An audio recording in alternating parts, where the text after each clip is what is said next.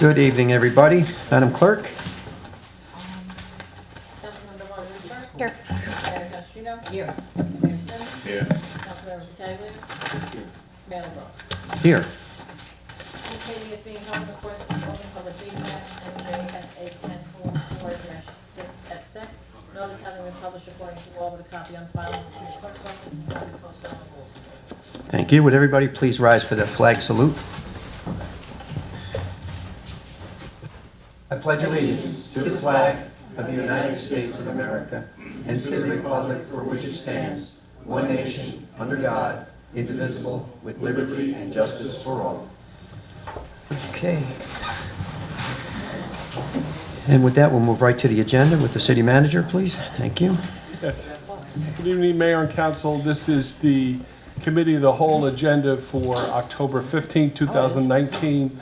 First is a presentation from Adam Kriegel from Pay by Phone with Bill Daly, our parking authority, with parking utility updates. Bill, Adam? Thank you, Mr. Mayor, Council. Bill asked me to present 5-10 minutes on what we were doing, and I had originally said that's not going to be anywhere near enough. Then I saw the Yankees were playing, and I said 5 minutes will be just fine. Thank you. We're here to talk about Pay by Phone. Pay by Phone is the original mobile payment provider in the parking industry. We are wholly owned and operated by Volkswagen and Volkswagen Financial Services. What we're looking at here is a sample of what the app could look at. This is the same app used to pay for parking globally.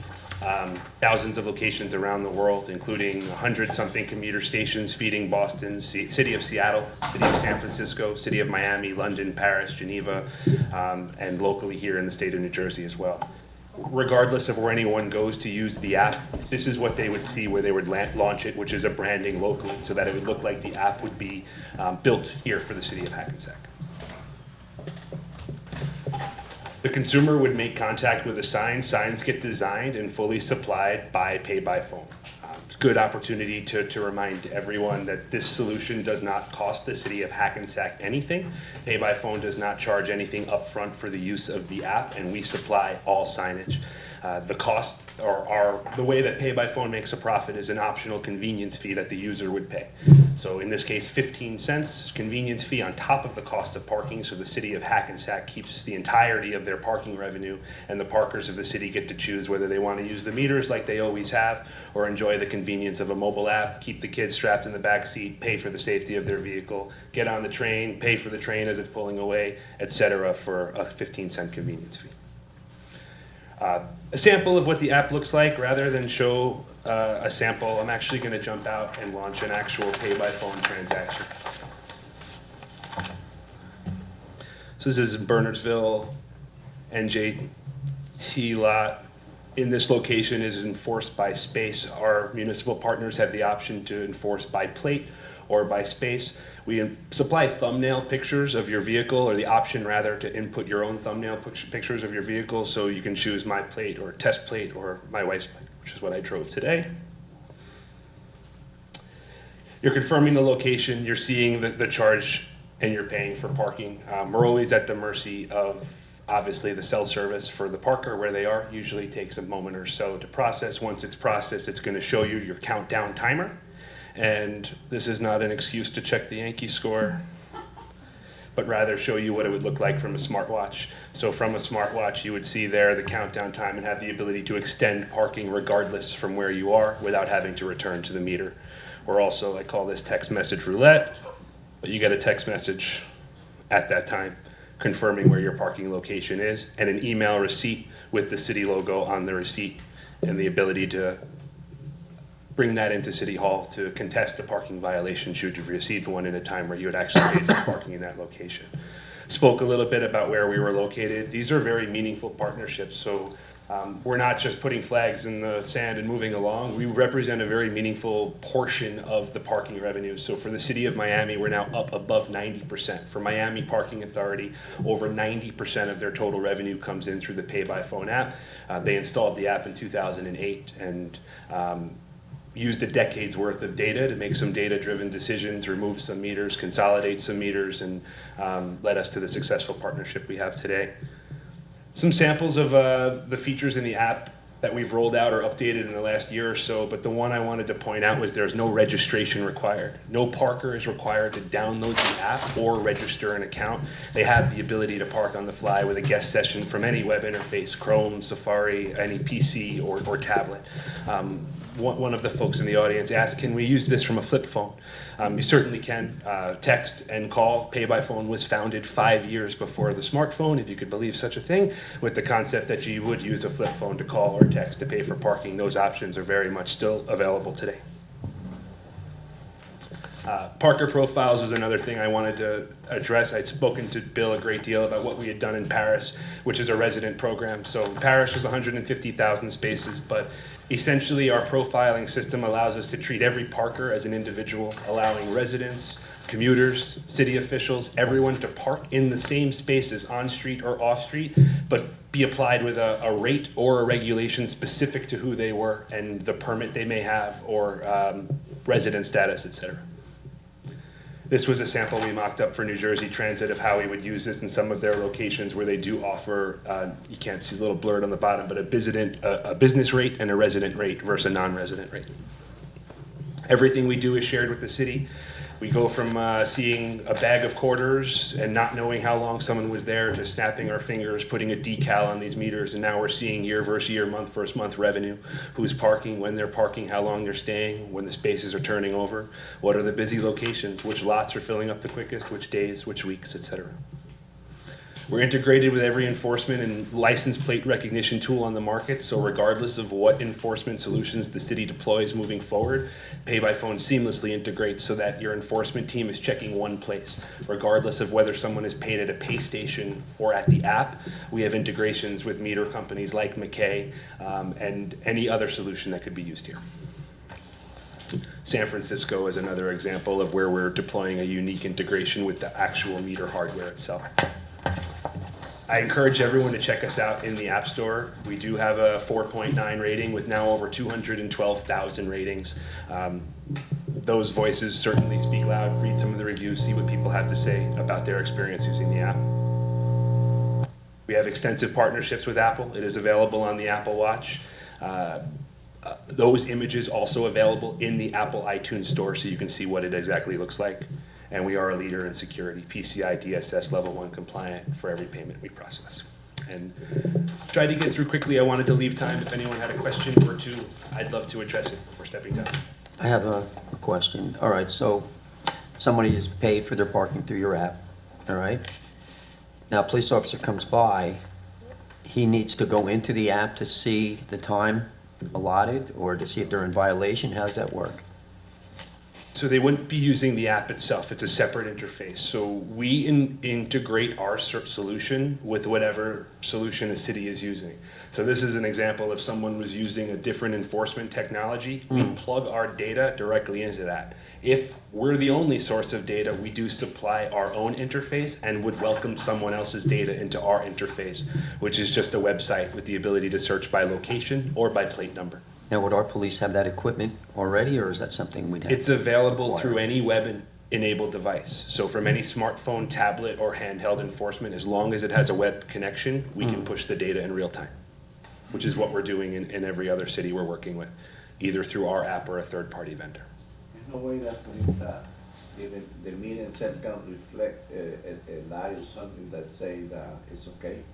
That's a great question. That is the example that I referenced here in San Francisco. This is a real-time connection, which I can supply. I also have some brochures I'll leave, and one of the pages in the brochure is this San Francisco case study, which is a real-time connection which allows visual enforcement. That is an integration with the hardware on street, and we're happy to have that conversation depending upon the hardware that's in use. That would make more easy for the police officer just to see the green light. I mean, that means it's still okay. Yes, if we're in a visual enforcement environment like they were in SFMTA, it does assist, and we will provide those integrations. There are other challenges like the battery of the meter and what a strain we're putting on the battery. If it's searching, every meter is different, and these newer batteries are far more capable than the older ones were.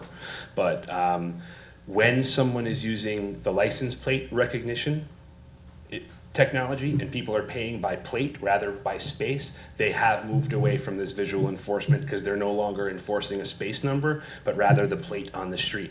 Our app gives the ability to do either. So Hackensack PC would have the option to enforce either by a space number or by a plate number, and that would be interchangeable. So that means even the people that enforce the parking in Main Street, they will have to have the license plate readers if we wanna go that way. Oh, I know we don't have that, right? Yeah, no, we've moved into that. We have that now. No? Yeah. The guys in this, the little car, they got the, No, not in the parking cars.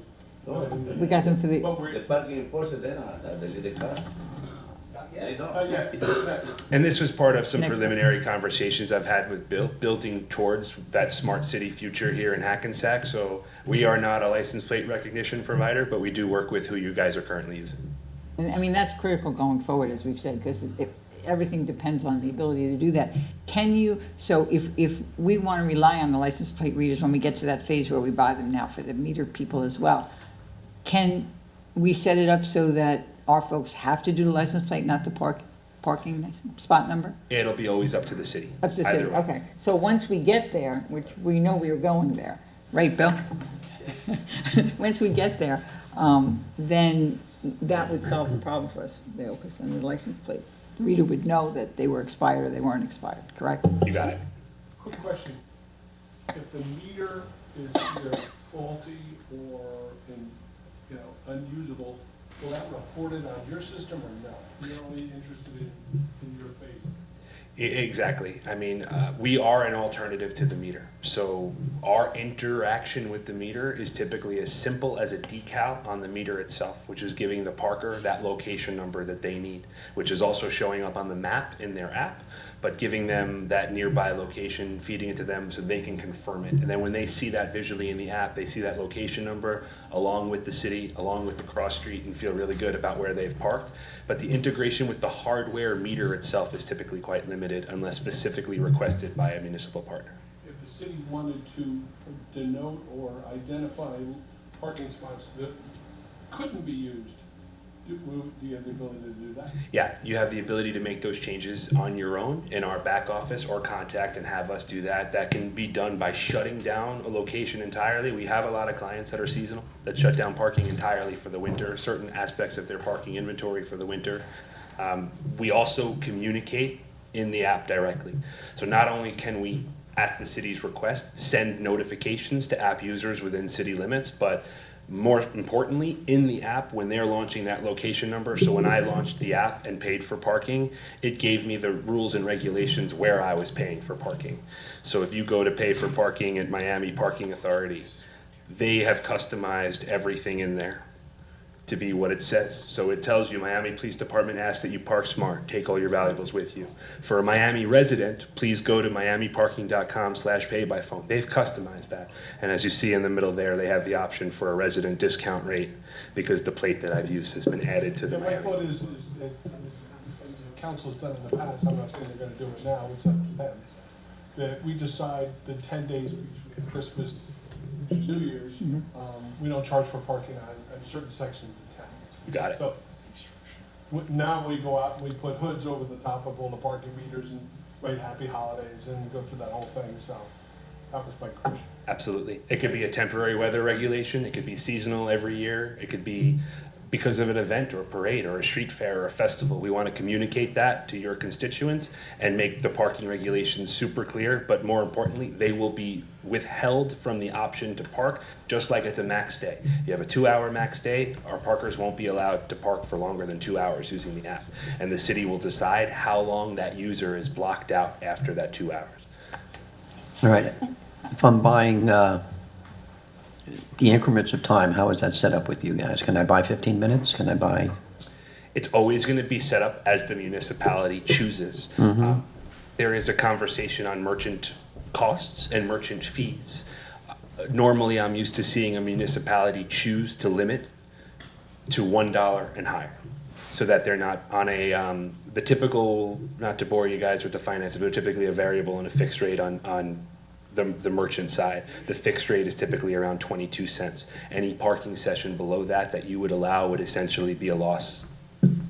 Okay, so I bought an We were doing hour, like with credit cards too, Right. it had to be at least an hour, $1, so. right, but I bought my hour of parking, and I realized I'm not gonna be back in time. I can purchase more from my phone. As long as you're not breaking a max day Right, okay. regulation in doing so. But what about I'm sorry, what about the fees associated with that? Now, so you said it's a 15-cent charge, so it's not a percentage of what the bill is. Flat rate per transaction, but we run real-time credit card transactions, so there are no chargebacks. Someone gets issued a valid parking session and they got that countdown timer in their app, just like I have right now. That is a processed credit card transaction, not a pending status, waiting for the transaction. So that transaction cannot be altered. That batch has been run, not the batch, the process has been transacted. But like the mayor said, so now, I'm somewhere and I realize I'm running late, so I have to add time, so that's another 15 cents, because that's a Oh, yeah. second transaction. That's a Okay. second transaction. Anytime you make a transaction, there's just a 15-cent charge. Flat That's it. fee, regardless if we're in a daily parking lot and it's a daily rate of $6, it would still be $6.15. If it's a Okay. 2-hour parking session of $1, it'd be $1.15. I'm sorry. No, and this ease of use model, that stays, that's not something that's gonna go away.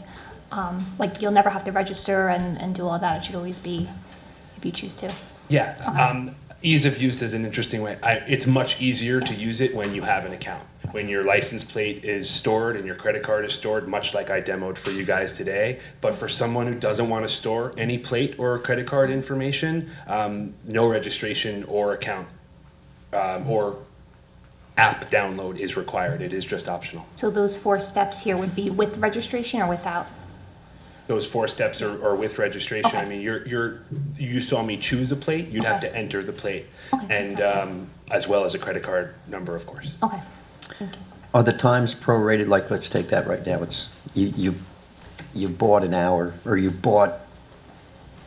can you buy 45 minutes, for instance? How does that I happened work? to choose a location that only has paid parking to 7 PM, so it allowed me to pay for parking only up until 7 But PM. I'm asking if they leave, they come back, they leave early, how does that work? Is They it take their prorated? time with them. It's a beautiful aspect of what we do. I mean, an unfortunate aspect for some people in the room, but yeah, you don't leave money in the meter. If you pay for 2 hours and you leave after an hour, that hour is not left there for the next person to pull in.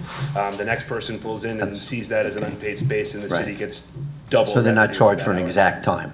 They're Nope. charged for what they purchased? Correct. Okay. Just like in a pay and display environment, you get your ticket, your parking, that ticket expires in 2 hours, that's when it expires. Mm-hmm. If you pull out and take your ticket with you, that next person has no idea. Right. Okay. Thank you for your presentation. Thank you. Thank you, Council. Thank you, Council.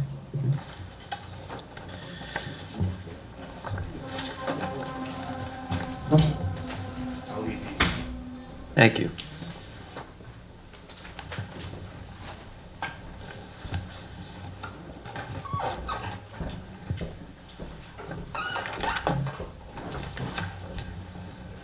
Thank you.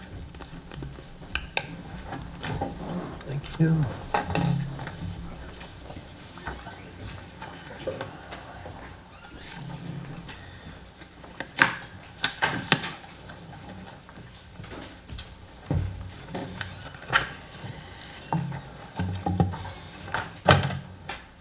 Okay, next is a presenter for the 2020 Lynn Algrant. Hi, how are you? Good evening. Good evening, Mayor and Council. I'm Lynn Allgrant. I'm CEO of Bergen Volunteers, based here in Hackensack. And I've come to talk to you about the 2020 census. I know it seems a little early to be talking about it, but we've learned over the last few years that we need to start early and often in our messaging around the census. So I want to just talk to you a little bit about the overall basics of the census and why it's so important to Hackensack. In census talk, people who fill out the census forms themselves, self-reporting, right, is sort of the gold standard. It doesn't require anybody to circle back around and knock on their door. It's the easy way to do it. And in 2010, Hackensack had a 69% self-reporting return rate.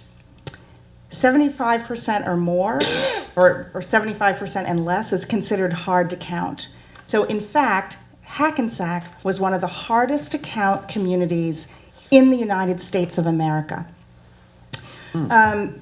Yeah, it pops up on the map. Hackensack was one of the hardest to count communities in the United States of America, with a 69% self-reporting rate. So we need to do better.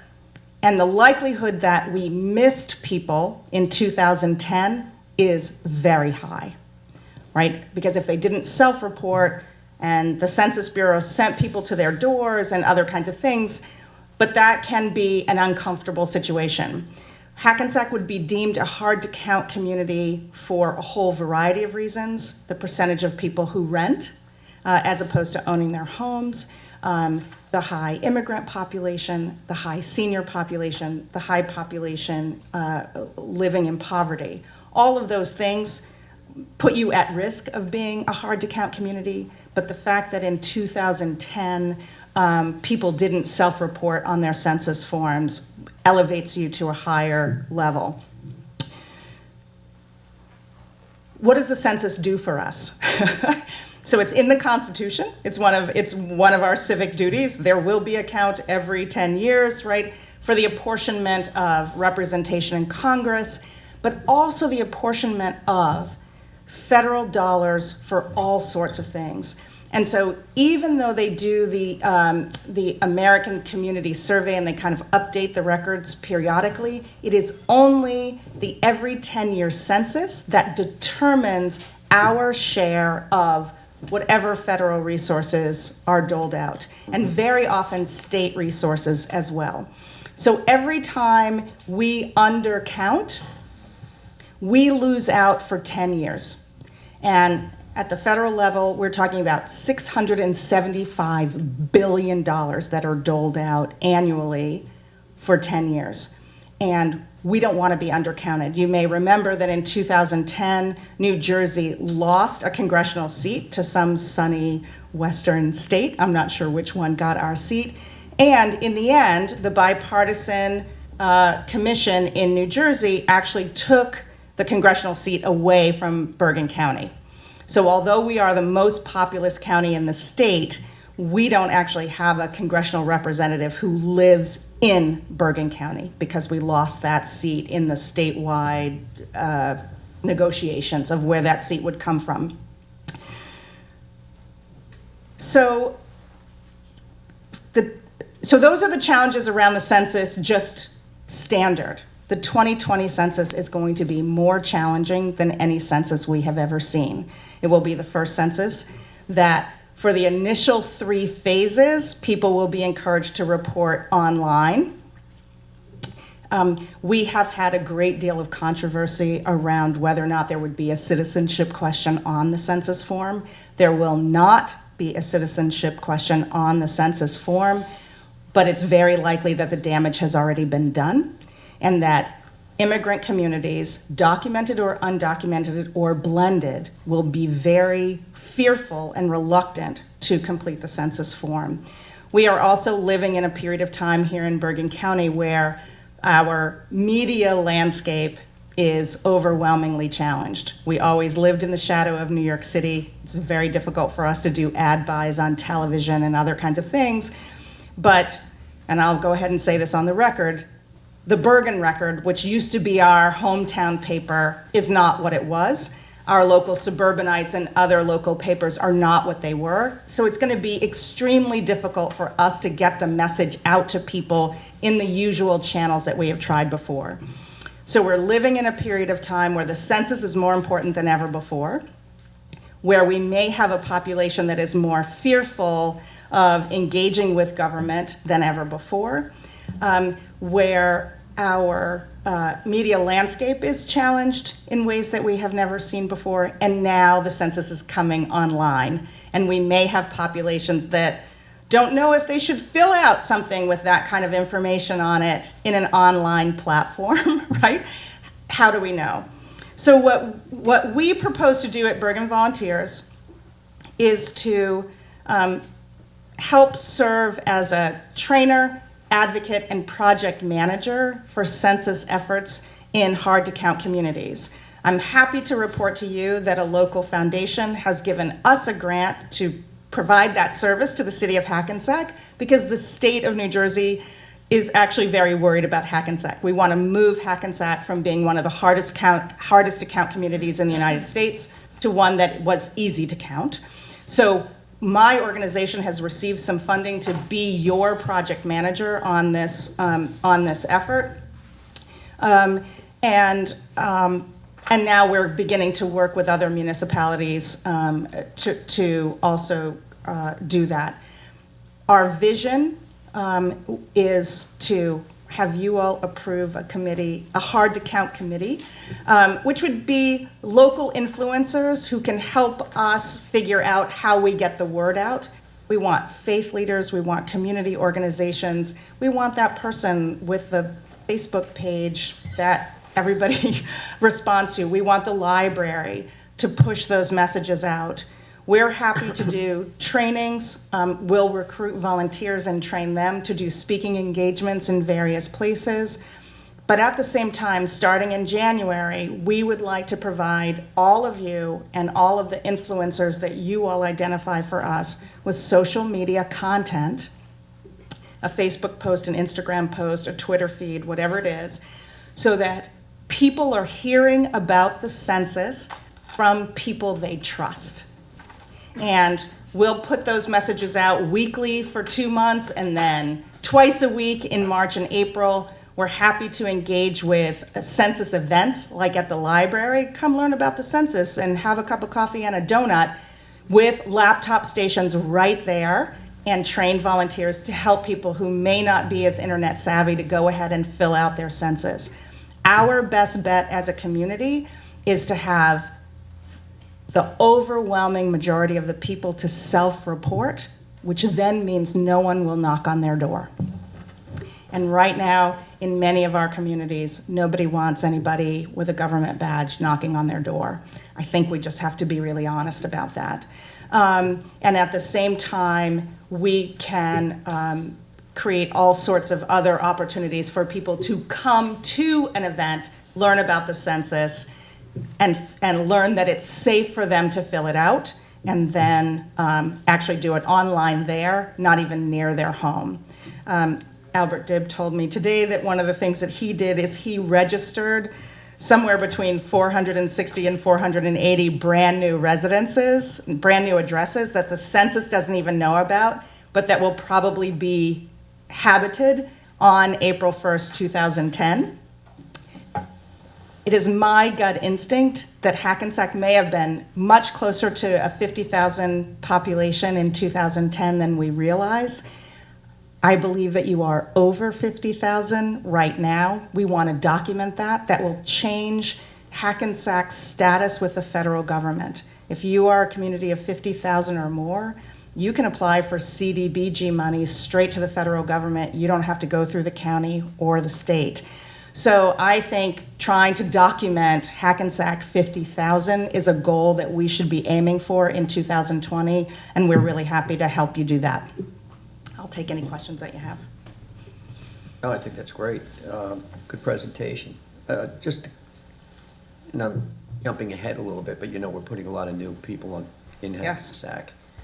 And I don't know the legalities of asking or putting as part of the lease, doing it. If somebody agrees to it at that time, to do the census for them right then and there, that they can, in other words, say 300 people are moving into an apartment building. If you would get those 300 people to Sign up right approve away. of doing it ahead of time as part of their lease agreement, they'd have to sign off on it. But So that would my be a tremendous help. my understanding of the way the census works is we're all going to receive our first postcard that tells us how to log in with our address sometime in March. So what I would encourage actually is like a census party by the mailboxes in the new apartment complexes, so that when that postcard drops, maybe we have volunteers and a Wi-Fi laptop in the lobby, and as people are coming home, just, hey, fill out your census. Just, again, I think people, there's a rule of thumb. People need to hear information 7 times before it penetrates. So we need to figure out how we make sure that everybody hears the importance of the census 7 times from trusted individuals between January and April 30th, in my opinion. So if in your apartment complex, it's around happy hour in the lobby, plus your church, plus your this or your that, and the city email blast, let's figure out how to get 7 times to happen. And then 7 times in Spanish, 7 times in Hindu, right? PTA, city council, library, recreation department, what are the 7 times that we need to hit people with this so that they feel comfortable filling it Along out? those same lines, I don't know legally, but with the re-registration with the school district, they're doing Yep. so I'm wondering if we could, Absolutely. connected there, I so. think whatever schools and PTOs are pushing out, again, a lot of times I think sometimes immigrants, regardless of their status, think, well, I'm not supposed to fill this out, right? Or I'm a temporary person, I'm here for 2 years and then I'm going back. But if you are here on April 1st, 2010, the United States government actually wants to count you. The city of Hackensack wants to count you, and the state of New Jersey wants to count you. So we need to get that message out, because again, you have a wonderfully diverse community, but many people are here, but they don't necessarily think of themselves as being here for long. So we want to change that message also, absolutely. If you provide, make sure, get us contact information, maybe we can start a dialogue among the administrative people about some things that we might be able to do, given the council's position in this matter, so. Absolutely, yes, So, if I may, please. thank you very much, Lynn. We had put forward a few just names that we had bounced back and forth. Lynn had made a couple recommendations. I had made a couple of recommendations. We presented those to Ted, and they're really just recommendations. You could think of any number of people who would provide some valuable input on this complete count committee or hard to count committee, whatever you want to call it. But and if there's anything we can do to help reach out to other members that you might be interested in meeting with or considering for that committee, it's not a long-serving committee, but they're people that, we might have 5 meetings, but in there, or 7 meetings, but whatever it is, they have to be productive meetings. So along those lines, if there's anybody else you think we should reach out to, aside from the names we presented, by all means, let us know. I think a key one on here is, and I'd ask for some of the clergy, but I think we do have some Hispanic clergy people in town, and we definitely should have them on this list, because they're the ones we're going to reach out to.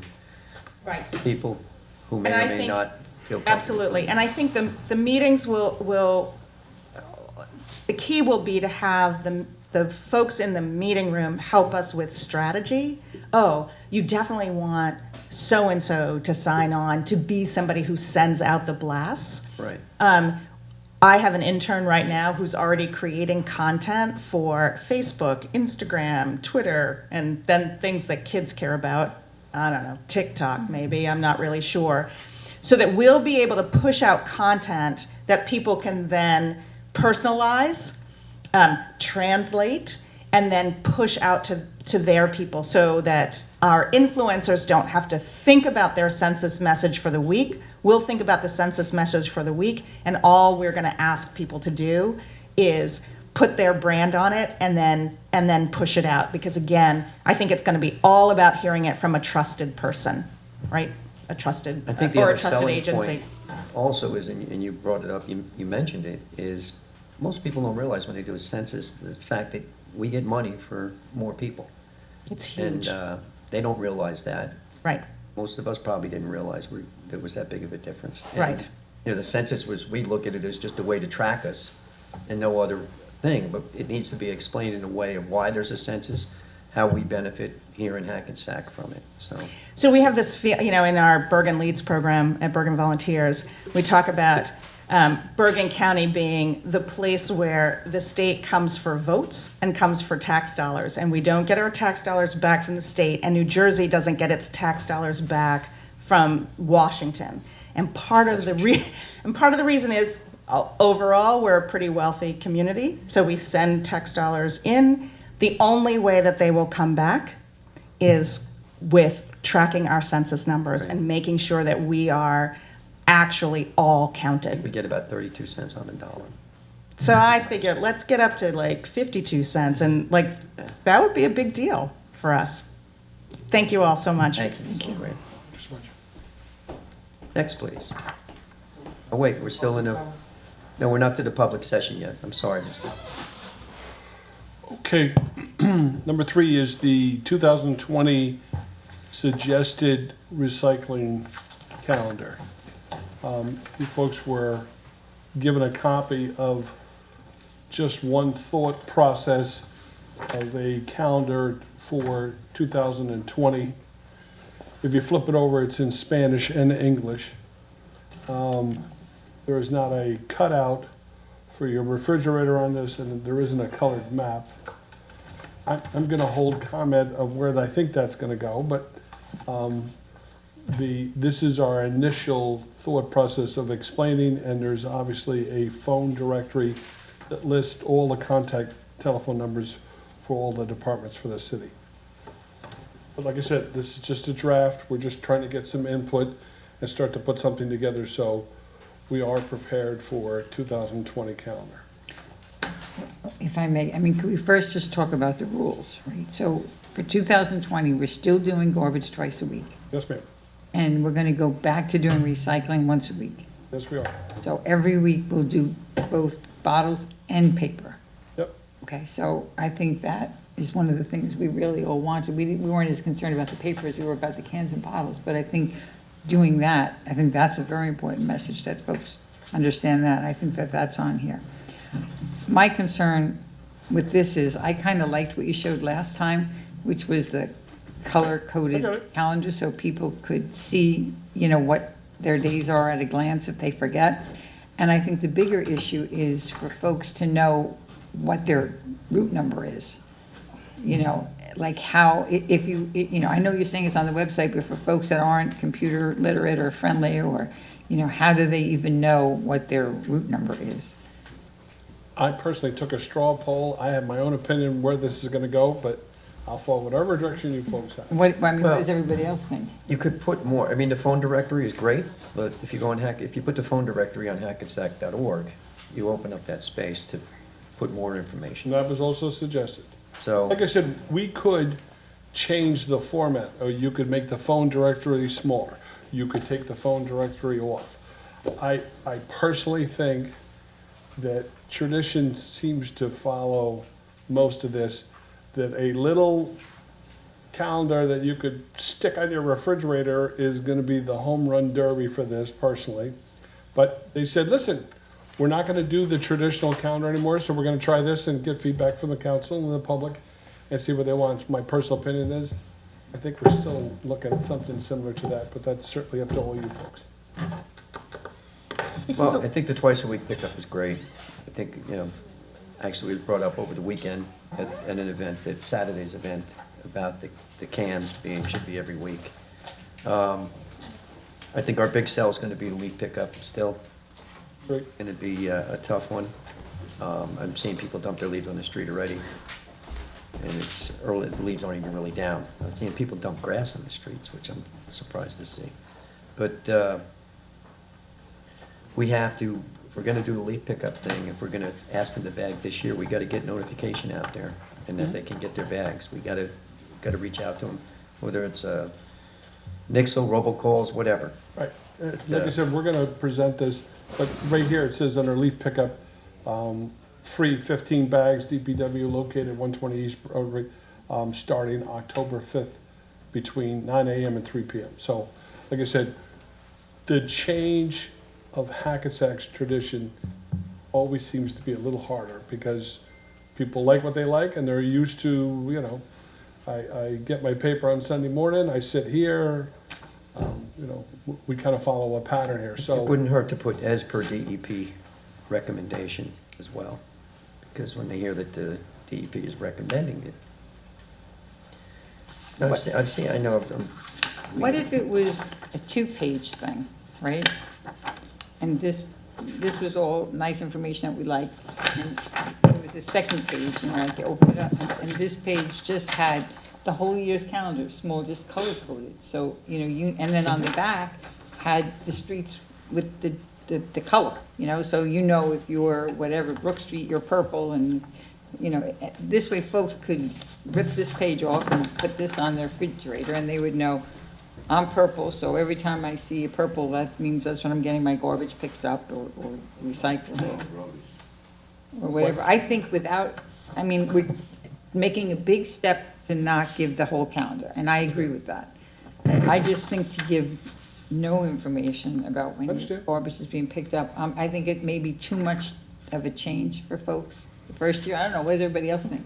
Yeah, I like to have a piece of paper put on my fridge, just to remind me, because Especially for people that don't look at their computers. What Listen, do you think? I will follow the direction of the mayor council, because initially when I looked at this, I said, oh, we'll just put it on the back, and they said, no, Spanish and English. So Yeah, we had that's that fine. covered, so we had to add an additional page with the mapping and the color map and what people's zone are and what they pick up in. That's what you wanna go? I'll make it happen. This is a little side note, but is there any possibility, I don't know, scheduling wise, that we could have everything picked up on one day? No? No, because the problem is of making the runs back and forth to dump these crews, you just couldn't, you don't have enough people and you don't have enough trucks to make that happen in one day.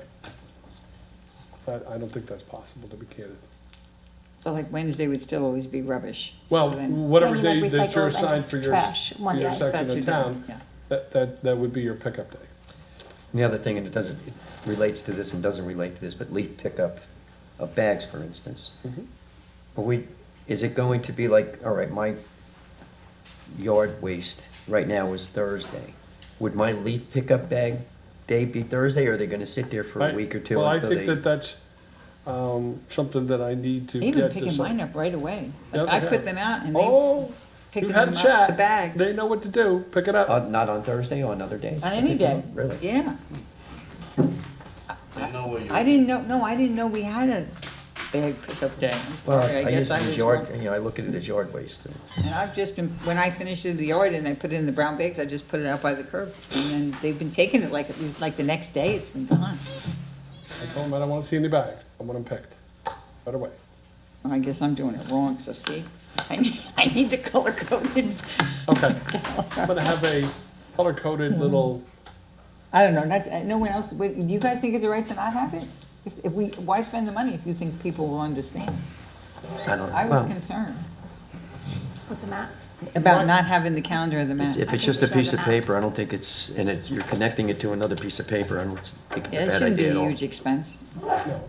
And I certainly want as much cooperation with people on the sleep pickup. So, you know, you gotta give a little to get a little, and I'm certainly interested in trying to get people to voluntarily become compliant to achieve this goal of getting leaves bagged instead of dumping them in the street and then winding up in the storm drain. Right. And I think we should also, anyone who has a landscaping license in the city should be notified too, right? That, sorry, got you. That next year that they won't be able to put them in the street. Or excuse me, got shut my phone off. Okay.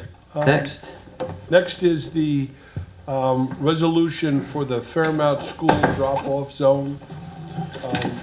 The city has been working at identifying schools where the drop-off and pickup for schools for children has been a concern and certainly a safety protection. So the Hackensack Police Department has worked with the Board of Education, and they've come up with a resolution to basically process this, because unfortunately, because of the age of the city and the schools, there was no indent or drop-off area in the front of these schools, so that now puts these cars and these kids basically curbside. So this is a practice that we're following to make sure that we can get these children to school safely, picked up safely. Actually, there's, I think, a little bit more to this one. I think that needs to be addressed. There were two specific recommendations that we felt, I think, needed some council guidance on. The first was, and you're going to forgive me because I'm not going to get the streets right, but it was going to be one of the streets where we were going to prohibit making a left turn. So you would have to go straight between 8 and 9 a.m. in the morning Because what was happening is you would make the left turn, and again, forgive me, this exact street. Fairmount into Fairmount. Grand. Fairmount making a left into Grand. Yeah, Fairmount into Grand, that's it. So what was happening is Grand is where the school is. We all know it's on the corner there. And when you're having drop-offs, you try and make the left, and there's people trying to drop off, and it creates a bit of a gridlock type situation. So there was a recommendation for an ordinance to prohibit left turns between 8 and 9. I had come up with a suggestion, and I would throw it to the council because this is not on the agenda for tonight, I don't believe, but my concept, or maybe it is, I'm not sure if it is on the agenda, but the concept was going to be, look, you do have the right to create a 3-month temporary traffic regulation. It's right in New Jersey statute. And my suggestion was, if you believe this is an appropriate thing to do, rather than going through an ordinance, which becomes much more problematic to reverse, and certainly is going to take a lot longer to implement, if you wanted to consider going this prohibition for the 3-month temporary period, if there's any problems, we can adjust much more quickly. And if it seems to provide relief, then we have plenty of time during that 3-month period to draft it into an ordinance. So that was my suggestion. And if it creates issues that are unanticipated traffic-wise, then you don't have an ordinance. You can go resolve the issue fairly quickly. Because, again, this has been looked at by the police department. It is recommended. They feel it will be safe and effective. We would never adopt anything otherwise. But anytime you change a traffic pattern, it can create issues. So that was my suggestion. I would recommend proceeding in that way. The second issue that was also potentially up for discussion was whether to change the timing of the street sweeper, to move it earlier in the morning, which in that vicinity or some part of that vicinity, obviously that might create some challenges for some of the people who live there, because they'll have to move their cars more easily.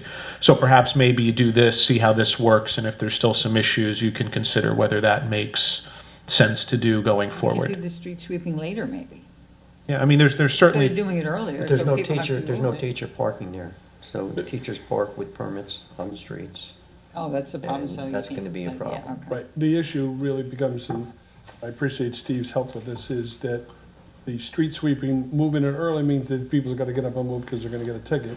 If you do it later, now it's gonna be a The teachers can't conflict park, because of the gotcha. teachers. Gotcha. So, I think Steve and I are in agreement, we're gonna try this out here, because sometimes we overcomplicate things and we think that we're gonna come with all the solutions, and by trying this, we wind up causing more problems for ourselves. So, if you folks are okay with this, we're gonna follow the 90-day, we're gonna get constant feedback, and we're gonna kind of tweak along here, and hopefully we're gonna find a good solution that works for the Board of Education, certainly the safety of these children in and out of school, and certainly for the town and the residents. The street sweeping is just on the west side of Grand Ave, closest to the school.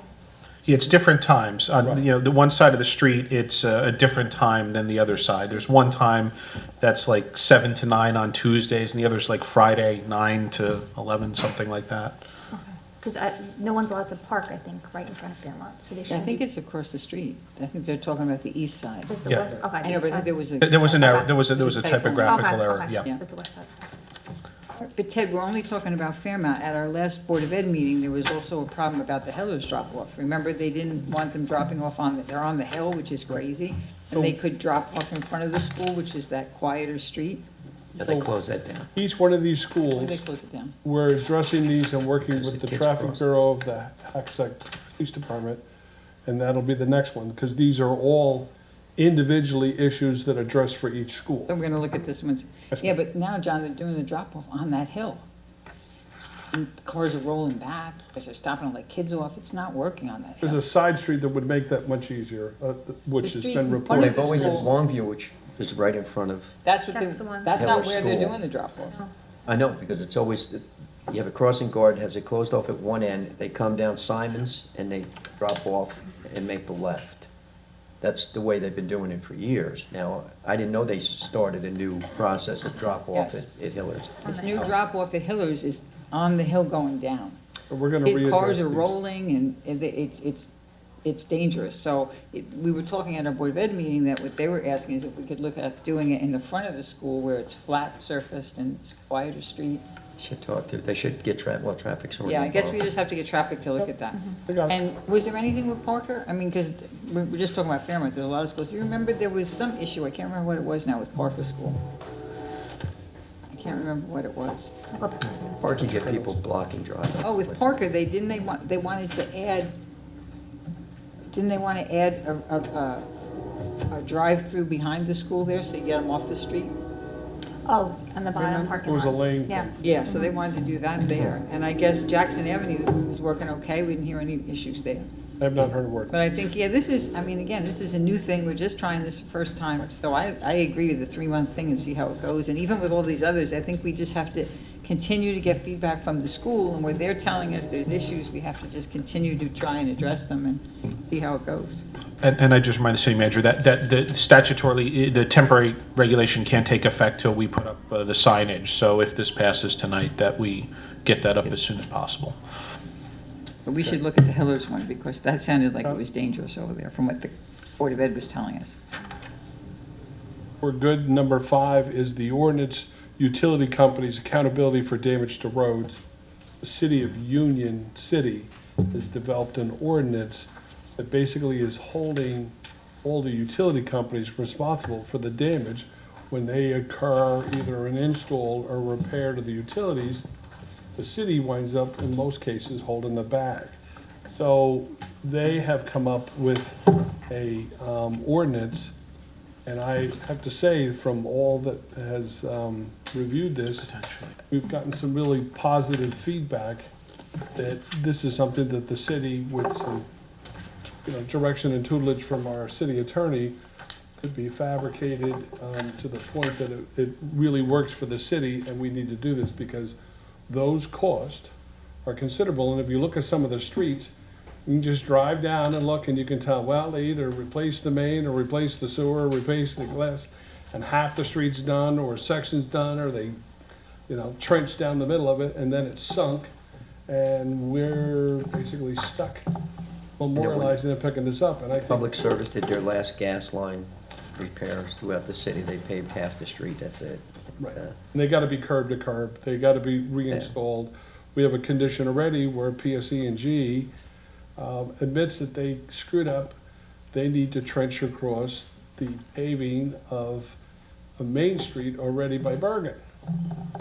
So we said, well, I'll tell you what, you can fix it, but you're gonna fix it all, and you're gonna pay for it, and then we're gonna use the heat, where they're gonna have to go back and redo that pavement so it completely matches, because we just got done paving this less than, 3 days ago, and now we're gonna dig it up? Unbelievable. I said, I say this with frequency, the city is not responsible for cleaning up other people's messes. The city needs to hold these people accountable, and they need to clean up their own mess, and they need to pay that expense. And that's my provision. So I would like the mayor and council to give this some serious look.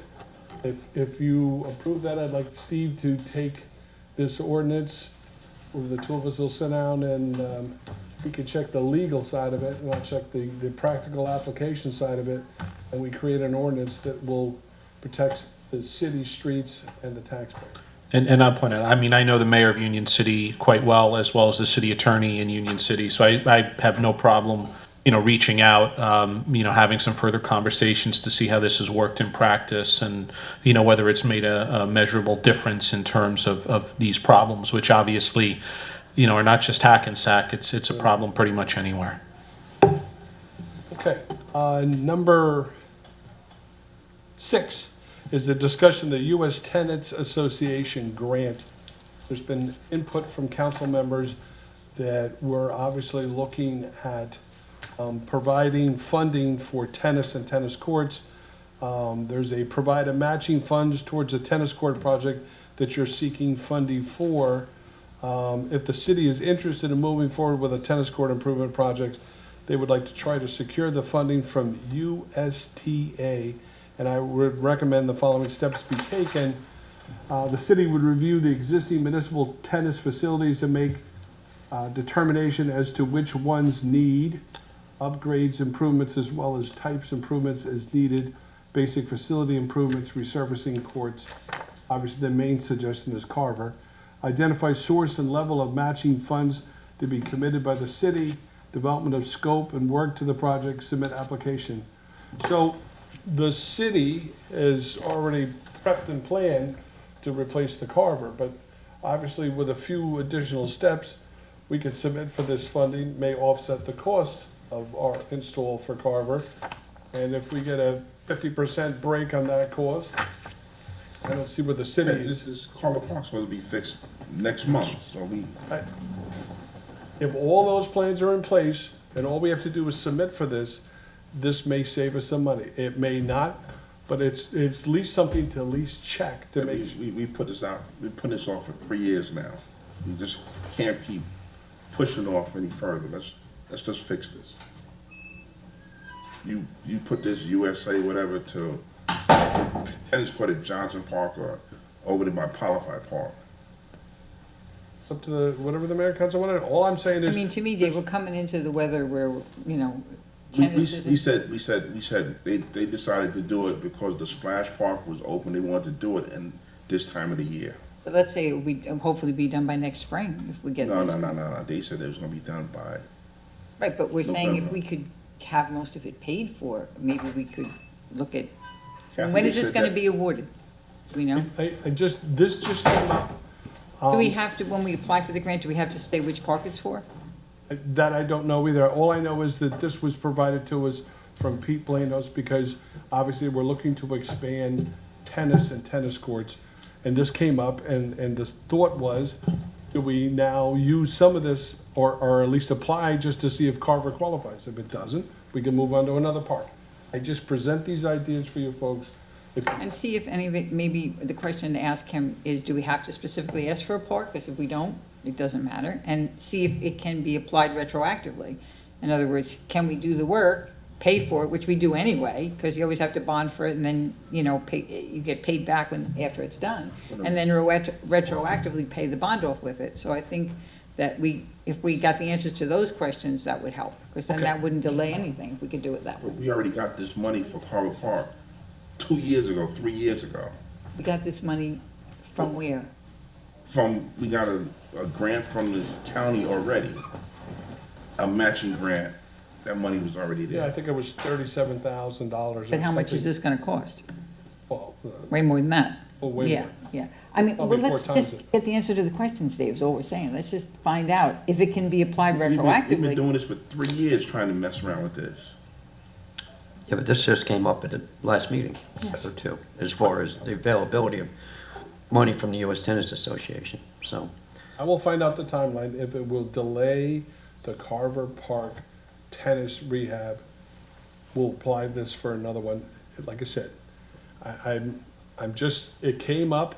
I think I have a responsibility to say, hey, if we can save some money and expand our tennis program for residents of the city of Hackensack. I think it was an overall goal for the program itself, not just, you know, Absolutely. one court. I think it was to see, actually, I think Mr. Servo was the one that mentioned it, and that's when I reached out to see if we could get any money for any other tennis courts and Yeah, well, programs. let's get the rest of the details. When's it gonna be awarded? Can it be applied retroactively? Do we have to name a location just to? Right, if we have to use it Let's somewhere find else. out the rest of the details on it, but, I mean, if money's available, I think we have to pursue it. Okay. Next is the LIHEAP PSE&G Program Overview, which is a program, the flyers are attached. It's a basic program that assists low-income home energy assistance program, LIHEAP, reopens today and now is taking applications. This program helps those at or below 200% of the federal poverty level. For example, a household with 4 monthly income would be $4,292. Below may qualify and should apply. So basically, this helps residents that are in need, that are below the poverty level. So when a customer submits an application, they'd be applying to the Universal Service Fund, which helps make gas and electric bills more affordable. May save them $5, may save them $150 monthly credit. Application covers both USF and LIHEAP programs. Income eligibility limits have been increased for, that are now at 185%. This means a family of four, low income is now at 3,970 and would increase to 4,292 per month. That monthly or? Monthly. Will we have copies of forms and stuff here, like say folks needed to, especially if they don't have computer access? Is there any way we can have them here There is available, a- people could pick them up, or? They provide a website, they can go to PSE&G, they could go to the library. There is a, We also have forms out already. Yeah, I Oh, thought good, out that's already. what I was We've hoping. had it on the table, we printed them Okay, out. so we have them here, so we Yes, can, fair to tell the public, if you're looking to apply for that, you can come here. If you don't have computer access, you could come here. You have them in the clerk's office, Deb?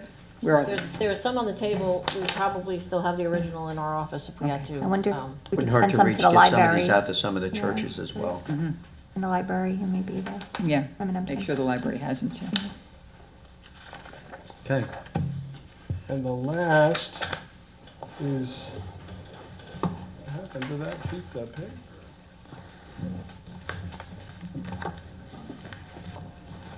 Food truck update. Yep. And I don't know where it is in this book. I saw it earlier. Of course, when you need to find it. So,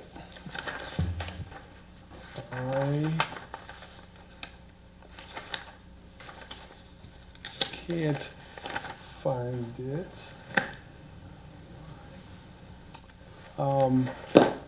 So, let me update you the fact that the city is taking input from people of the residents and businesses in regards to a food truck. As already previously explained, there is no current ordinance. So until I can completely get this resolved, any purpose or any person or entity that wants to use a food truck can apply to the city manager's office, and I will handle them on a case-by-case basis. So this way, there is no lack of the ability for people to use food trucks, but I want to make sure that when we put this ordinance in place, that it serves all parties, and I just don't want to rush out and just put something in there and go, now you got to pull it off the ordinance, and then you got to change it. We want to make sure that we do this the right way the first time right out of the gate, so that's the plan. Well, that's a So- good idea. So this way, in other words, they're not prohibited now. So if there's you no want one, you prohibit- come and you apply it in your discretion. They're gonna That's come to me if they have an issue, they're gonna go to the city manager's office, we'll process this, we'll make sure that they follow all the current state statutes that are in place and make sure that obviously they have insurance, and then we'll process from there. Like I said, it's just been the timing has been tough because there's a bunch of things that the city manager and my office have been involved in. Just have not quite had enough time to finish this, but I will. Only thing that I would ask, and informally ask, is that we make sure that there's, at no time should it be on a street unless it's for an event or a function. In other words, we don't want, even at your discretion, the parking on Main Street at any given It time. has to be on private Right. It has to be property. on private Right. property, or on city property with the approval for an event. Yeah, I think that, at least I think that's a smart move, until you have time to finish it. At least we don't prohibit it, people can still have them, and you'll make those. Okay. That would complete the city manager's report. Okay. Mayor, before we open to the public, Oh, I'm sorry. I went, that's okay, I went to the Crime Stoppers meeting today, so if I could I'd like to share just a couple of thoughts with council and with the public as well. The Crime Stoppers work is invaluable to many of the local police departments. Englewood is especially utilizing it extremely well, and they were there, and there was members of our police department there as well, and Englewood did a nice job, I think, of sharing ways that they are able to utilize and make this Crime Stopper events more effective. But for folks that don't know, Crime Stoppers is a way that you can anonymously either report a crime or respond to a call for, hey, has anyone, we're looking for something here, we had this type of crime, can anyone come forward with information about that crime? So it's a phone number that you call, you say what the town is, and you can anonymously report information to your police department. And if that information that you supply has a significant contribution in terms of the Crime Stopper folks to apprehending or being part of the solution to the problem, there's financials attached to it up to I think the maximum they pay out is like $1,000. Englewood gave cases where it actually led to the apprehension of someone who robbed a bank, and another one, someone that committed a sexual assault. So, it's a way for folks to remain anonymous and do their civic duty, and sometimes have a financial reward or not for doing that. So we haven't had as much success lately. Apparently years ago, we were doing a better job here in Hackensack. So there's a couple things that they recommend that I think we could help for. One is making it more public information. So one of the things we talked about at the meeting was, the digital sign that we have downstairs that says, don't forget to get your flu shot. And and that kind of cycles through. Maybe we could periodically cycle, see something, say something, Crime Stoppers and the phone number. Or, they're talking about putting signs up, but today with digital signs, it makes it so much easier to control and get that information out there. So that was one thing we thought of that maybe would remind the public that there is such a service, and we can certainly promote it at our council meetings as well, reminding folks about it. I don't have the phone number with me, but we have to get that out there. Another kind of side conversation that evolved from this is, unfortunately, right now, some feelings in some of our communities, not just here, but across the country, and maybe lack of trust with our police officers and how to build that back up. What do we do here in Hackensack to continue to promote good relationships between the police and our community? And, yes, it was nice that there was this coffee with a cop event, but very few people could really attend that because it was during the day when, most of the public works. It wasn't a weekend. So you might have had a few people attending, but not nearly the type of response that we would want. And, as was pointed out, what we're trying to do is have the public have a relationship with our police officers that maybe they're not seeing them as a police officer. They're seeing them, as they are as individuals. And one of the police officers actually reminded me, if you guys remember, a couple of years ago, you know how the police do the Toys for Tots around Christmas. And one year, a couple of years ago, we actually had a Christmas party here in the Civic Center.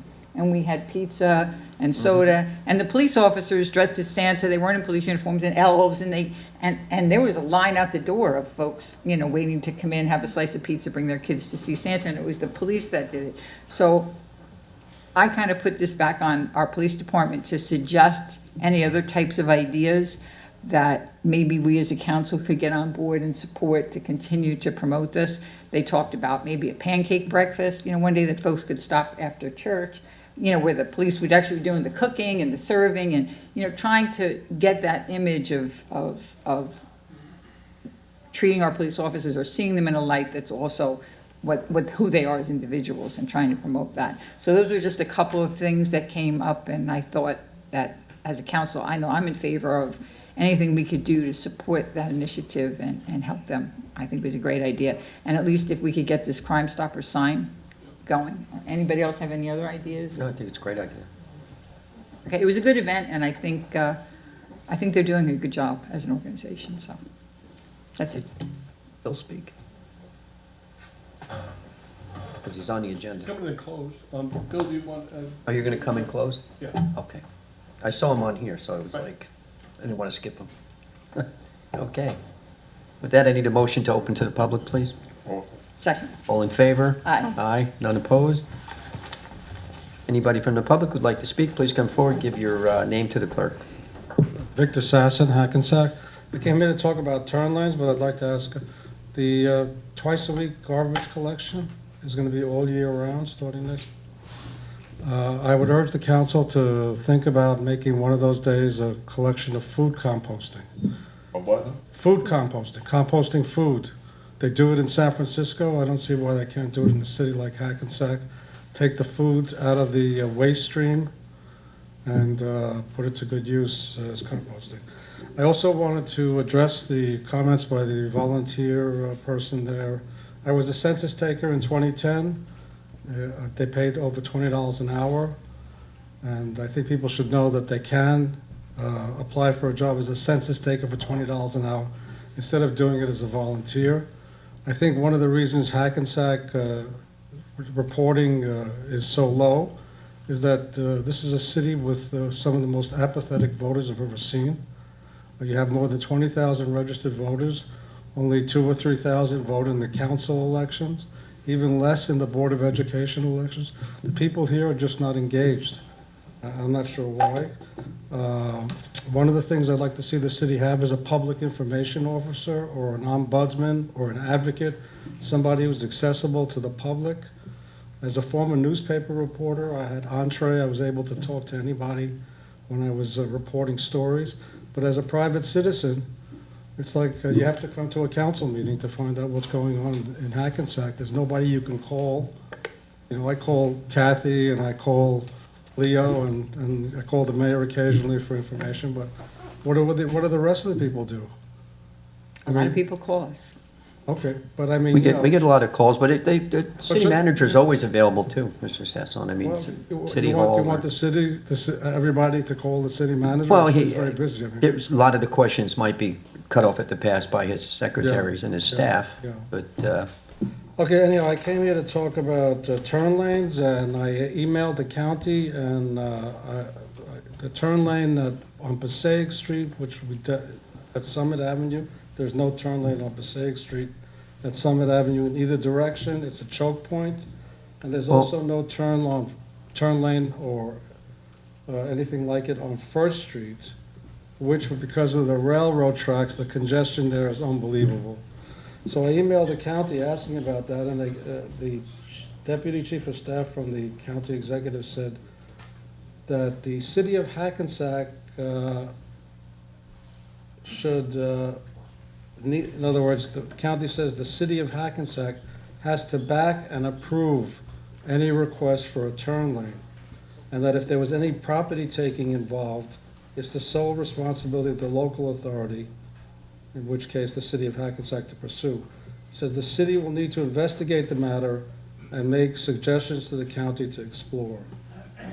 I've appeared here a couple of times asking about this turn lane on Passaic Street, which drives me crazy. well, yeah, I get stuck there all the your time. 3 minutes is up, but I will respond to this. Yeah. There is one turn lane going, if you're going north and south, there are left-hand turn lanes, because when It's east and west. he's Yeah. talking it's just east and Yeah. west you're talking about, and that's Oh, I where know the there is issue on is, because the Summit, street's so narrow there, Yeah, so. it's so narrow, it's almost impossible unless the driver makes a conscious effort to get as close to the. But But what about a signal? What about even if there wasn't a lane? Yeah. Like, what if there was, Yeah. a signal? I was traffic thinking- backup would be tremendous if you didn't have relief of another lane. It would be almost it would be impossible. But it would have to be a tremendous acquisition of land though, because it wouldn't just be right near the intersection, because you gotta go down at least almost 100 yards.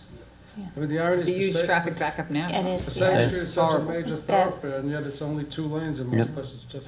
It is horrible, I Yeah. agree. All right, thank you. It would be a tough one. Yeah, but it Could is, it use is a it. mess. I It's know. very bad. That's right. Hello, my name is Matthew Winthrop. I live at 139 Ricardo Place in Hackensack. I'm here today to address an important issue which I think is very important to this whole community. And I think it was not been sufficiently addressed. This, public safety for all. Now, if you walk on a public street, everyone should be safe, free from illegal obstructions, dangers presented by moving vehicles, and not just cars and trucks and buses either. I will cite here and now from the city code of Hackensack the following. Under section 363-9. A, no person shall leave his bicycle unlocked. B, no person shall operate or park a bicycle on any sidewalk. Now, I have had personal experiences in this city for the last year of nearly being struck myself in a public street, reporting this incident to the police department, and getting absolutely no response or satisfaction to that. This is, however, I have confronted the people who have done this, and the response I get is something to the effect is that if a law is unposted, therefore it does not exist. Of course, if we would apply that to say murder, robbery, or rape, we wouldn't be too. It would be rather disingenuous. The point is this: laws are laws, and they're meant to be enforced. And without them being enforced by the police department, they may as well not exist. People walking on the streets in this city are being assailed by bicyclists without licenses. Some of these vehicles have now become, because of these illegal kits that are sold, motorized or quasi-motorized. These bikes are a menace. They are a danger to elderly people, the disabled, and children. And something should be done about this. There's no question that something should. Recently, the city of Hoboken enacted a law penalizing illegal scooter riders that ride on sidewalks. The first offense begins at $250. Now, this was reported by CBS News. I didn't make this up. Now, point is this is, how much do we want to risk here? I mean, the American Disabilities Act is also clear about this. Title III, public accommodations, that people should not be obstructed from using commercial facilities. Shopping in stores certainly qualifies as that. Crossing public streets certainly qualifies that. And you know something, the funny thing is, I have yet to see a police car in broad daylight on streets in the city anymore. And once upon a time, police did foot patrols. They rattled doorknobs, or maybe going back to the 1950s or something. Point of fact is, police presence should be there, so therefore we won't have this sort of thing will be deterred. Deterrence is an issue, and I think the city should be aware of it. People need to be protected, no matter who they are. Maybe everybody on this council rides around in an expensive SUV in gas guzzling our precious environment. But I'll tell you this much: I'm not going to be politically correct about this, no matter what language it's written. Mr. Winthrop, you're, Involving a law is a law, and that's what should be obeyed. and I agree with you, sir. You're up, your 3 minutes is up. And we have taken steps. We started with putting signage on Main Street for no bicycles on the sidewalks. Down by Hudson Street, we're trying to enforce it. But I agree, it needs to be enforced. And I'll leave it to the city manager to make sure he speaks with the police department to step up the enforcement of people riding bikes on sidewalks. I agree, it is dangerous. There should never be a motorized vehicle of any type on the sidewalk. I mean, And- that's where pedestrians are supposed to walk. I mean, we don't walk in the middle of the Understood, road. understood. Thank you for your time, Mr. Mayor. You're welcome, I'm sir. sure something will be done about it. Next, please.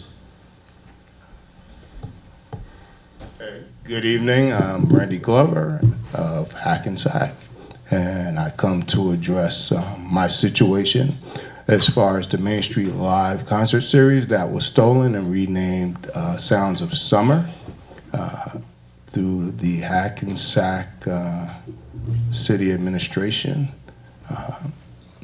Counselor, question for you. You are the counselor for the council or for the city in general? You need to direct your questions to the mayor, and the mayor will direct whether I'm to respond or not. You can respond to that. Yes, I am the city attorney. Okay, are you part of the firm that will be representing the city when I bring suit? That would be determined based upon if and when you bring a lawsuit. I am not the only attorney that handles litigation for the city. So if you choose to file a suit, I guarantee you that there will be a city council to respond to it. Whether that will be me or some other firm, I can't answer that question at this time. Okay, counsel, but last time I spoke, you were very vigorous in your response about you would be, or somebody from your firm, it seemed like, would be representing the council. The council will be defended. Understood. How many people are in your law firm? That is not relevant to any question Okay, but before I'm us. asking the question. How Again, many that's not councilors? that's not germane to city business. You're here to speak about city business. But you are hired by the city, and I'm a city resident. I understand that, but again, if you have 3 minutes to address the council on matters relating to You're sitting on the governmental dais as a matters. council member at the time, representing the city. So again, that is not relevant to any question regarding you That is or your your decision contract. that you're making. That Where is- is it stated, where is it written that those type of questions are not It relevant? is, if I may step in, it is Sure, written that John. nobody up here from the dais even has to answer any questions. You have your 3 minutes. Any answering that is done is at the discretion of the council. Okay, That is 100% correct. Respectfully, Mr. Mayor, John, if I may. Sure. You guys are elected to represent us. Understood. So that means if we have questions to ask, And we- they but- should be answered. And no, not necessarily. Our silence is protecting the citizens of Hackensack since litigation has been threatened against us. That's the fact. So, okay, so you're protecting the city from me. So, Counselor, has your firm donated to the elected officials that are on the dais right now? Again, your questions are not germane to the matter at hand here. Counselor, Public have you record, let personally? me be clear, let me be clear. Sure. You're wasting the council's time. There are election law reports which disclose contributions made to these political candidates. You're welcome to look at those and make your own conclusions as to, whether you think there's anything Mr. that you have Klein, an the issue with. 3-minute period is up. Okay, both thank you for very your much, time. Counsel. Thank you. Next, please.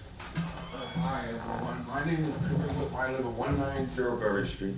And I believe, if I'm not mistaken, and I'm going to tie myself to, I've been drawn here. It's not even anything that I actually had a choice with. So the last time I was here, I gave the paperwork to the city manager.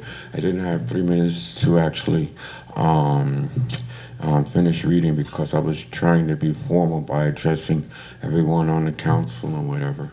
And so I believe that you probably read it. And I know that some of my English wasn't correct after the fact because I actually went to the library to kind of jot it down on what I wanted to say, and I didn't have enough time to say it.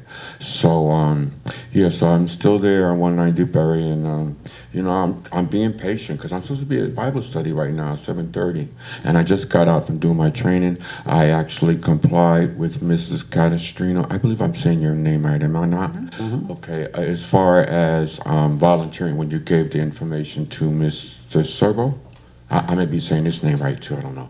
But so I took the suggestion, and I've been doing this for about maybe 6, maybe 8 months at a community center, and they like what I'm doing actually, and actually I like what I'm doing. It's sort of keeps me occupied and out of trouble and whatever. When I come home, I still smell smoke, and I've called the landlord about these issues. And actually, I spoke to her, I think it was about a week and a half ago when they were doing the extermination when I got my food sprayed. They did everything but the ceiling, and I was a little upset with that, and he called me an MF. So now I've probably upset the landlord, not the owner. But I've called her about different issues, and I didn't get a response then. But after the fact of me making a complaint again about 2017 tags on the fire extinguisher, which are still, if I go home today, I know I saw them this morning, are still on the thing, and people smoking in the door. She said, "Oh, I didn't know that was going on." So after me making a complaint, of course, with this, it's like on the sheetrock, there's a line going across where my air conditioner sets about maybe two feet deep into the window, that the landlord saw earlier this year, and he kind of shrugged his shoulders, sort of like that. So that's the kind of stuff that I'm getting, but must be upsetting him to the point or place where now, I don't know if he wants to do something harmful to me, but I just want to kind of live in peace, which I'm trying to comply with to the best of my ability by following the word. It says live a quiet life, and I'm doing the best I can. Although sometimes, with the floor, the way it kind of, if I drop my keys or something falls on it, it's very noisy at that point. There's no rug or anything. I know the gentleman that used to live there, he used to complain quite often that lived below me, and he used to use profanity when I try to use the bathroom when I come downstairs and whatever. So those are some of my issues, but neither here nor there. I just wanted to say God bless you all, and may bless you, God sir. protect each Thank and you every so one much. of you. Maybe keep you all safe from all harm and danger, and health, wealth, prosperity, well-being of mind, body, and soul, peace that passes all understanding. And I'm just going to try to follow the good orderly direction and stay out of trouble. So God bless you all. Thank you. Have a great night. Regina De Pasqua. If you're looking for a place to spend that tennis grant, I don't play tennis, but Paula Fly always needs help. People play there a lot. So if you're looking for a place, that would be a good place to check out. Now, I just want to clarify, all recycling is going to be picked up every week starting January. You know how happy people are going to be? You verify that, sir? Yes. People are, this was a disaster. Nobody knew what week it was. Cardboard's out, blowing around. Thank you, thank you. It was now a with gallant effort, but it didn't work out. Yeah, I understand what was behind it. It's a recommendation. Other But- towns were doing it. They were saving some money. We tried it. It just didn't work Yeah, out. Hackensack is unique in a lot of ways. It just, people don't adjust. The way we are set up, whether it's the apartments or two families or whatever, it's different. We have a lot of one family, a lot of apartments, and mixed. So it's difficult. The other thing with the food trucks, yay. I know there's a special fundraiser that was planned that I believe, hopefully, that they'll get their food truck for, that they were going to come and talk to you about a permit. And at least they have an avenue for now. And I hope that we're able to get some sort of ordinance that works for us, works for you, and works to make everybody's happy, which never happens that everybody's happy, but when food trucks are around, usually people are happy. Thank you. Thank you. Next, please. Hi, my name is Bernadette Bracken. I'm the head of the Shade Tree Committee, and I just wanted to make an announcement that the Shade Tree Committee is looking for new volunteers. So if anyone who is either here tonight or watches this video or reads the minutes later would like the opportunity to volunteer and help take care of the trees in the city, we're open for volunteer positions. Thank you. Thank you. Ms. Bracken, as council members, we will ask people we know who might be available to volunteer as well. Thank you. And thank you for all you do for that, too. Peter Marcassani, Davis Avenue. Yeah, the Shade Tree Commission is wonderful, and so is the Environmental Commission. Good people, good volunteers. I just wanted to get my less than 3 minutes in because I've been here an hour and a half, as you have been. You have other business to do. I don't know whether my eyes are deceiving me. We know that crosswalks are hazardous in the middle of the block, but the point was well made. There's been an awful lot of painting of crosswalks at intersections, and I think the city is to be commended for that because I'm seeing white lines all over the place, and I think it's really a good thing. And I don't know whether that was the result of any specific input or just something that somebody decided we were going to start doing in painting. So that's great. And of course, the paving of the streets, Maple, Clinton Place, especially Maple. You know, it took me about 10 minutes to get to my brother-in-law's house, to drive 1 block. So it's a little bit smoother now. The other thing I would say, just in passing, the recycling is a big thing. Ted's been grappling with this thing forever. I'm waiting for the magnet to come for the refrigerator. Color-coded maps, and I firmly believe you have to, discipline the citizens too. They're big people. Listen, if you don't know when cardboard and newspapers go out, maybe you ought to do your homework, or put something out maybe that's a little bit more explainable. We have white goods. We don't know what white goods are. Are they portable are they window units? Are they just refrigerators? Right. We have rubbish, no contractor equipment, but people can throw sheetrock and 2x4s by the curb when they're doing home repairs, and that's good, and the city picks that up. We have leaf bags. I thought that was last year program only. We'll give you some leaf bags to get started, But now you're on your own. Now we're gonna continue to supply leaf bags. Go to Lowe's, Home Depot, ShopRite, buy your own leaf bags and bag them. The thing about, and I don't know, I guess you can draft an ordinance, with the landscapers, but I would think that a landscaper would have the same rights as a homeowner since they're doing the homeowner's work. And that would be either you take the leaves away in your truck or you bag them and put them by the curb. But they should have that option of bagging them as well. The city still has to pick them up, but at least it's an alternative. But I think all of these things, if the Environmental Commission got involved, maybe they could talk about rubbish, they could talk about recyclables, talk about how clean they have to be in order to be valid recyclables. We had Mike here from the DPW who went at great length to say, grass clippings clog the mechanism in the trucks. We really would like you to bag your grass clippings. But now we only talk about bagging leaves. A lot of that needs work, it needs clarification, simple terms for the people and say, look, this is the rules we live by, this is how we save the planet, get with the program, and I think that'll work out fine. But thanks for all your work, you guys do a great job. Thank you, sir. I'm designated good guy tonight, I guess. Have a nice night. Thanks, Pete. Anyone else from the public? Seeing none, motion to close. Second. All in favor? Aye. Aye. Motion to go to closed session. Over. Second. Second by Stephanie. All in favor? Aye. Aye. None opposed. Whereas the mayor and council of the city of Hackensack deem it necessary to discuss certain actions under section 7B7 and 7B8 of the Open Public Meetings Act, which pertains to matters falling within attorney-client privilege, ongoing litigation, and personnel matters concerning the employment of current or prospective public employees. Whereas the mayor and council of the city of Hackensack is of the opinion that such circumstances may presently exist, and whereas the mayor and council wishes to discuss the following issues: personnel matters, ongoing litigation, matters involving attorney-client privilege, matters involving the purchase, lease, or acquisition of real property, any pending or anticipated litigation or contract negotiations. Now therefore be it resolved that the mayor and council of the city of Hackensack deem it necessary to exclude the public from this discussion. The outcome of the discussion will be disclosed within 90 days, or at such time as the interests of the city do not require confidentiality.